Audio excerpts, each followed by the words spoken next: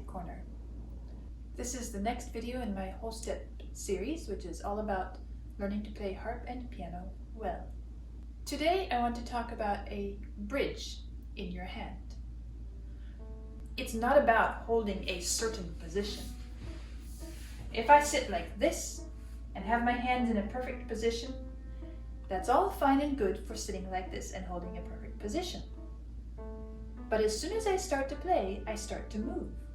And then my position will be changing.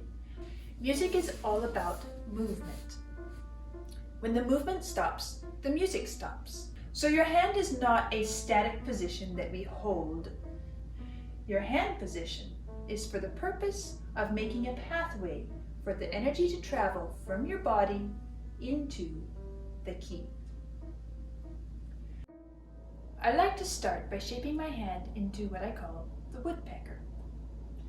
Now this woodpecker is simply taking my thumb and placing it close to the end of my third finger and allowing my fingers to gather around it. I can rest my elbow, and from my wrist I can let the woodpecker begin to peck. You can see what's happening here. I have this nice, gentle, movable structure. And however it goes, I can never have this collapse. I can put a lot of pressure on it and it's not going to collapse. If it collapses, then my bridge is broken. When this bridge is broken, then I have to resort to tension, to stiffness. Energy can't travel, it's stuck here, it breaks. So then I have to resort to a sort of pounding like this. That's not good for a sound. What we want is to have energy able to travel through. So I won't always be picking like this on the keys, but it helps me build that arch. Now, the piece that I chose to demonstrate is this little piece called Carousel by June Armstrong.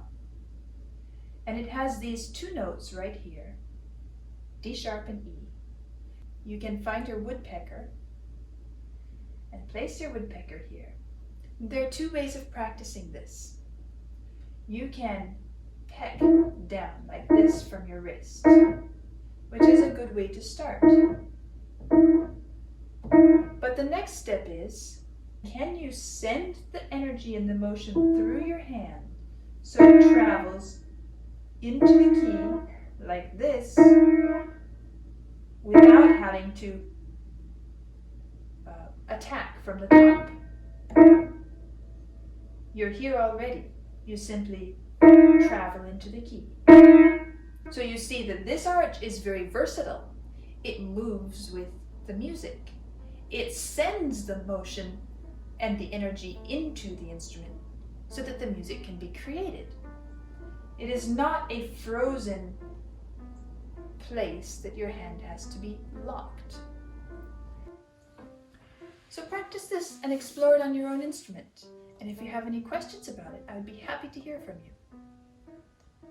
If you know anybody who would be interested in this video, pass it on. And if you want to be notified of future videos,